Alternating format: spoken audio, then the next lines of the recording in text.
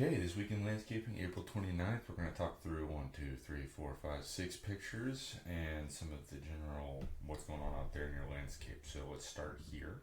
This is just a standard side yard here in Southwest Austin. And if you're someone that cares about landscaping and wants to understand what's going on in yards, I'm just going to talk through a couple of things that I notice here. Again, not an extraordinary picture, but you can see, one, the right-hand side of this picture has been mowed less recently than the left-hand side of this picture, but both of these look like they're very healthy St. Augustine yards. There's a little bit of discoloration here in the grass, not so much that I would be worried about it, but it could be the beginnings of some sort of fungus or disease. This is not allowing me to take care of, otherwise I would probably point that out to them.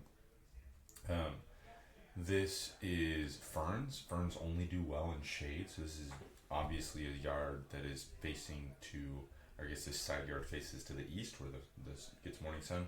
What you can't see here as well is that there's a bunch of tree cover, so it's a lot of shade. This is a crepe myrtle. Crepe myrtles actually usually do better in the sun, and that's why it is leaning out. And they've got this wire here holding it up, but I'll bet you it's leaning out because it's trying to reach for the sun, get as much sun exposure as possible. And so again, just a bunch of things you can notice here while we're in peak growing season, as we are looking at yards. This is a red-tipped Photinia, very popular plant in the 70s, 80s, 90s in the Austin area. Still around quite a bit. It gets the red tips you see on the stems and on the leaves themselves. That's why it's called what it's called. But what you'll see here is these gray spots with the holes, some kind of eating away of the edges of the leaves. This is a very common disease that comes through on red-tipped Photinias. It's kind of what they're known for, unfortunately, now.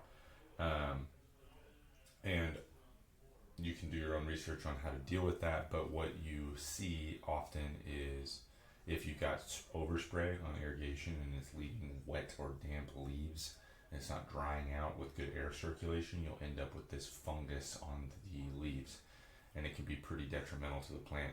You can use a fungicide, you can use various trimming techniques, but ultimately it's pretty contagious amongst plants, and it's hard to get rid of once the plant has it. So just be wary of that when planting red-tipped Photinias, and if you see these kinds of things on your plants, make sure you're treating them. This is a pretty Bicolor Iris bloom.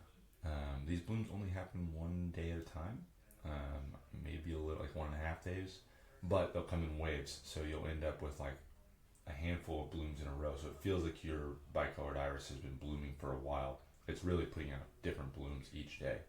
They call this the fortnight lily because what ends up also happening with these Bicolor Irises is that they will bloom whenever they get water, and so sometimes it feels like they're blooming every 10 to 14 days because that's kind of when your own watering schedule or a rain really hits. And so Bicolor Iris are super resilient plants. One of the things I like about them is they can do full sun. Once they're established, they're super resilient. They don't need a ton of water to survive, and then once they can get pretty big, and you can actually cut them like in half with a shovel right down the middle and retransplant. It's one of the few plants that really does well at transplanting, and then it'll be a second plant for you.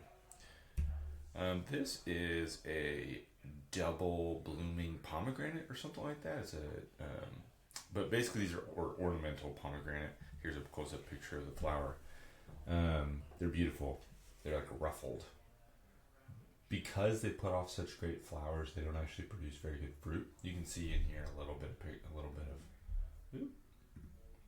you can see a little bit of fruit coming in over here, and they will produce a little bit of fruit, but it won't be very edible. But so they're mostly ornamental, but they do put out these beautiful flowers in the spring and early summer, and they are very resilient once established in Central Texas.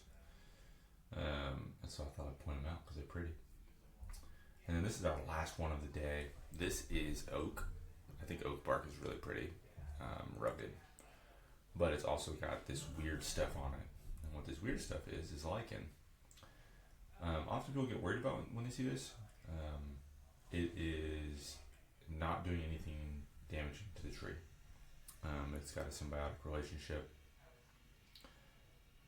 It doesn't eat it's not a parasite in any way on the tree.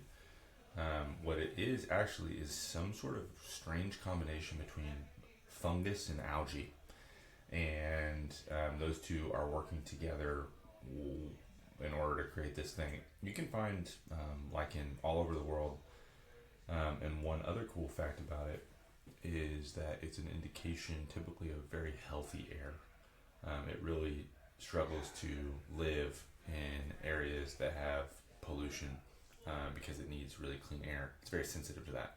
So when you're in an area that has lichen, you are likely in an area with higher than normal air quality. So you can be happy when you see this stuff. That's what I have this week. I hope that's useful or interesting. Let me know if you have any questions.